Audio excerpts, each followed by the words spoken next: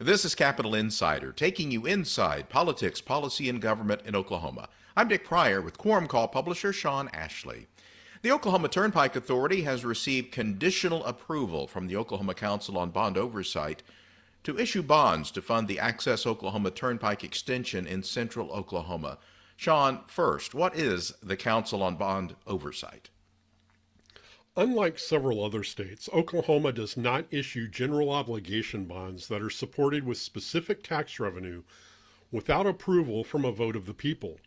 But several voter-approved programs allow the state's full faith and credit to back issues from various entities like the Oklahoma Industrial Finance Authority, the Water Resources Board, and the Turnpike Authority. Now, the state has never had to step in and make payments on behalf of any of those entities because they could not do so. The Council on Bond Oversight reviews and approves bond financing requests from those various entities, and it makes sure the funding requests meet statutory requirements and are financially viable. Its members are set by statute and include the state treasurer, 2 members appointed by the governor, 1 member appointed by the House Speaker, and 1 appointed by the Senate President Pro Tem. What did the OTA request and the Council approve? The Turnpike Authority requested to issue $1.9 billion of bonds to fund Access Oklahoma Turnpike projects in central Oklahoma and other parts of the state, plus an additional $1 billion to potentially refinance earlier issues, and the Council approved both of those requests conditionally. That means there are certain additional requirements, such as complying with any federal court orders related to a lawsuit challenging the authority's approval of the Access Oklahoma plan before they can actually issue the bonds. The U.S. Department of Energy has Oklahoma on its short list of states under consideration for a nuclear life cycle innovation campus. Oklahoma is one of 5 finalists, along with Utah, Tennessee, Louisiana, and Idaho. What is this project all about, and what would it do for the state selected?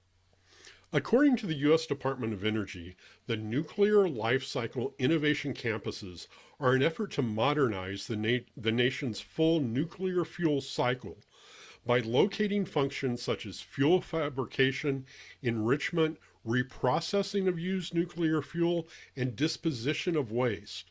Up to 3 campuses will be established through federal-state partnerships. And according to the Department of Energy, the proposed campuses will have the potential to attract up to $50 billion in capital investment, generate as much as $10 billion in state and local tax revenue, and create nearly 25,000 jobs. This is really an effort to bring the U.S. nuclear power industry into the 21st century. Governor Kevin Stitt is concluding his 1-year term as chair of the National Governors Association with the NGA summer meeting held over the weekend in Oklahoma City. Stitt is using that national platform to push for political bipartisanship. What is his message to governors? Governor Stitt has focused on an initiative called Reigniting the American Dream.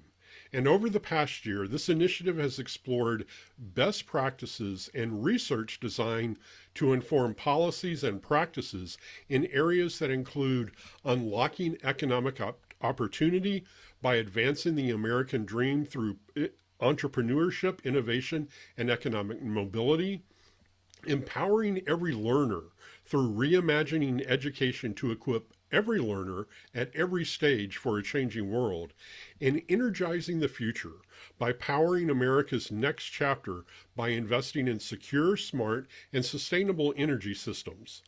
Governor Stitt also launched the Governor's Compact on Entrepreneurship, which is designed to promote a new generation of entrepreneurs by identifying ways governors can make entrepreneurship a priority.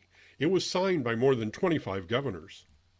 Looking ahead to the next legislative session, Speaker of the House Kyle Hilbert has approved 92 interim studies for this fall. In your view, what stands out? Well, one of the approved studies combines 2 of my favorite things: artificial intelligence and administrative rules.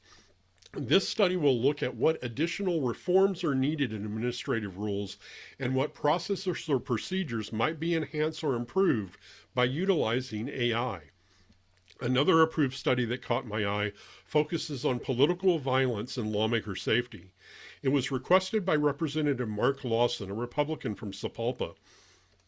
Political violence is usually viewed as affecting federal officials, but it's been just over a year since the former Minnesota House Speaker and her husband were killed in their home, and the same attacker shot a state senator and his wife in their home.